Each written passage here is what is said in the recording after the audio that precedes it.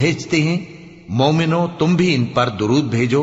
اور خوب سلام بھیجا کرو۔ جو لوگ اللہ اور اس کے پیغمبر صلی اللہ علیہ وآلہ وسلم کو اذیت پہنچاتے ہیں ان پر اللہ دنیا اور آخرت میں لعنت کرتا ہے، اور ان کے لیے اس نے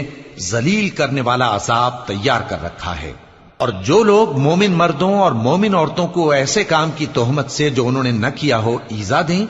تو انہوں نے بہتان کا اور کھلے گناہ کا بوجھ اپنے سر پر رکھا۔ اے پیغمبر صلی اللہ علیہ وآلہ وسلم، اپنی بیویوں اور بیٹیوں اور مسلمانوں کی عورتوں سے کہہ دو